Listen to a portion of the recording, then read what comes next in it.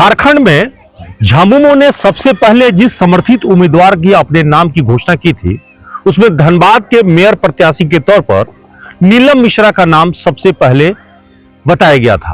यानी नीलम मिश्रा के समर्थन में पार्टी ने अधिकृत रूप से प्रेस वार्ता किया था और इनके नाम की घोषणा की थी। आज नीलम मिश्रा न्यूज एएनपी के साथ मौजूद है, कैबिनेट टीम के साथ। हम उनसे आज चुनावी मुद्दे पर बातचीत करेंगे कि मैडम का अब तक जो राजनीतिक सफर रहा है वो किस रूप में रहा है।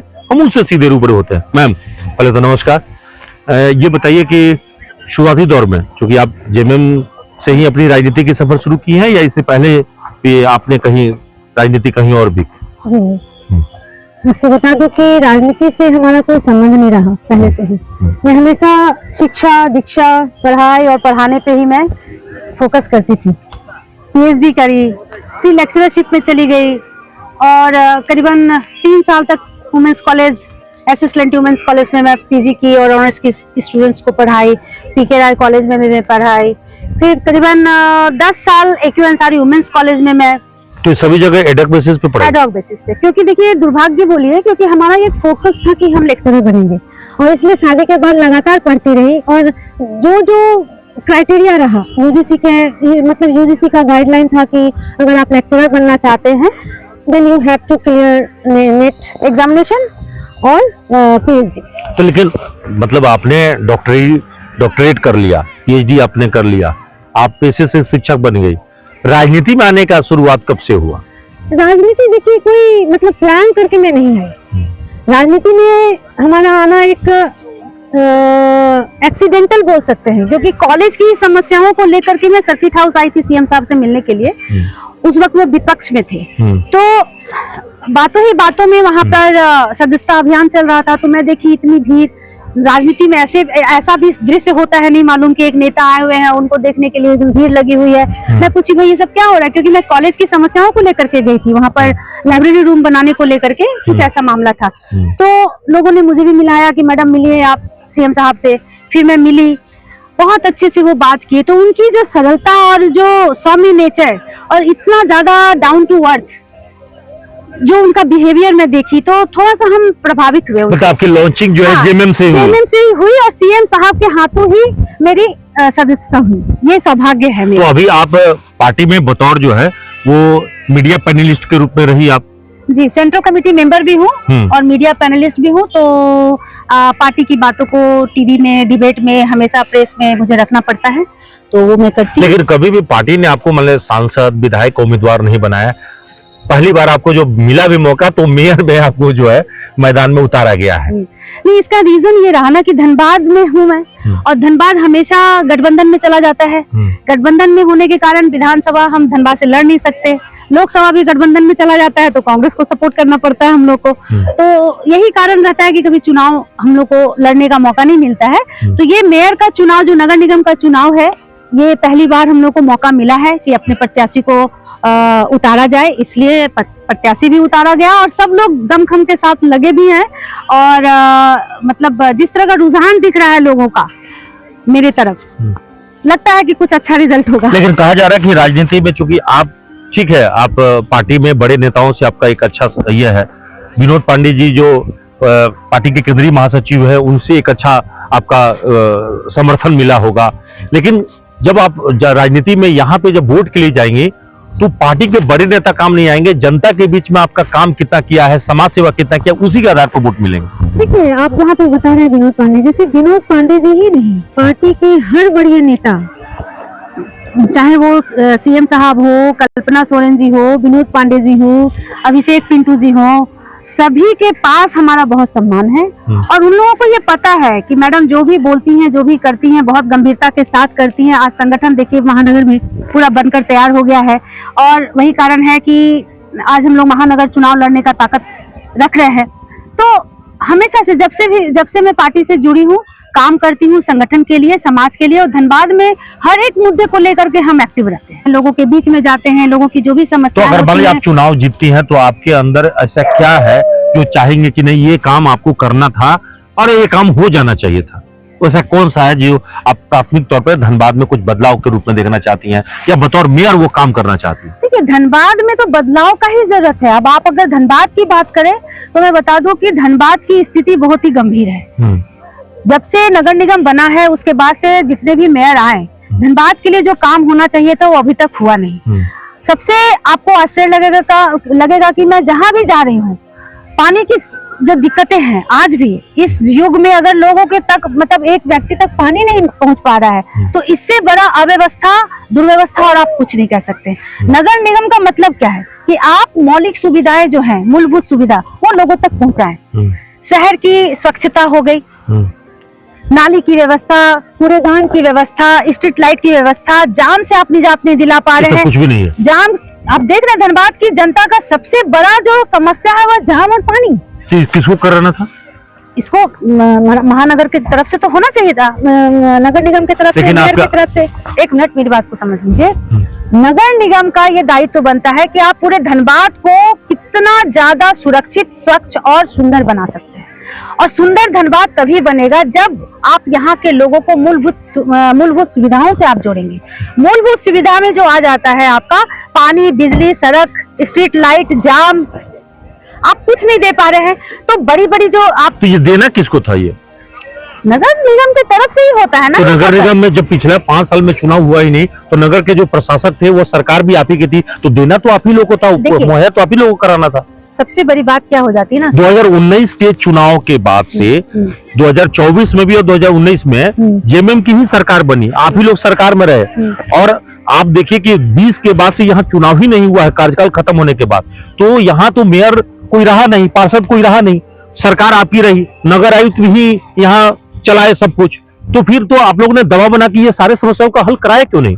देखिए नगर निगम का चुनाव क्यों नहीं हुआ, इसका रीजन तो यही है कि आपको याद होगा इधर चुनाव का पूरा प्रक्रिया आरंभ हो गया था, महिला आरक्षण आ गया था। आपको याद होगा कि सभी महिलाओं ने प्रचार प्रसार भी आरंभ कर दिया था। उसके बाद बीजेपी की तरफ से ही ये रोका गया, विरोध किया गया कि बिना ट्रिपल टेस्ट के आप कैसे चुनाव करवा सकते हैं, कैसे महिला आरक्षण कर सकते हैं। तो महिला विरोधी बीजेपी हमेशा रही। ओबीसी को लेकर था कि वो ओबीसी तो बाद में हुआ, पहले महिला आया था। आपको याद होगा कि सभी महिलाएं जो थी वो उतर गई थी। उसमें धनबाद का सीट एसी के लिए आरक्षित की भी बात आया था उस वक्त, उसी समय हुआ। पहले महिला आरक्षण करके हेमंत सोरेन जी, मतलब हमारी सरकार, निगम का चुनाव कराने के लिए महिला आरक्षण कर दिया गया, जिसमें सभी महिलाएं उतर गई थी मैदान में।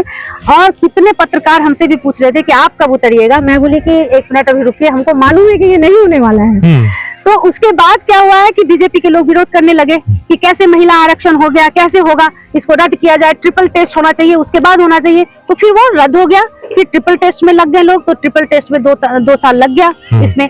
और ये प्रक्रिया फिर कार्यकाल तो समाप्त हो गया ना, 5 साल तो बर्बाद हो गया ना। नहीं, हमारा बात सुनिए। उसके बाद क्या हुआ है कि जब आप नगर निगम का चुनाव करने नहीं दे रहे हैं, कोई भी काम हो रहा है तो आप बाधा पहुंचा रहे हैं। इन लोगों का काम ही है बाधा पहुंचाना, तो बाधा पहुंचाते हैं हमेशा।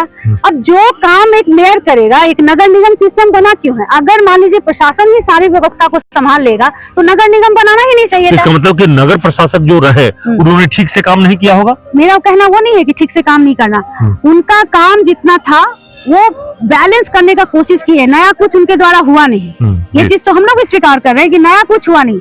आज धनबाद में जो कुछ भी होना चाहिए था, पूर्व मेयर जो है शिखर अग्रवाल और इंदु सिंह चुनाव मैदान में आ चुके हैं। तो आपको ये अपने नजरिए से ये बताए कि आप अपना प्रतिनिधि किसे मानती है, पूर्व मेयर शिखर अग्रवाल को या पहली जो मेयर बनी थी धनबाद की पूर्व मेयर इंदु सिंह को? आप इसमें से किसको मानती है?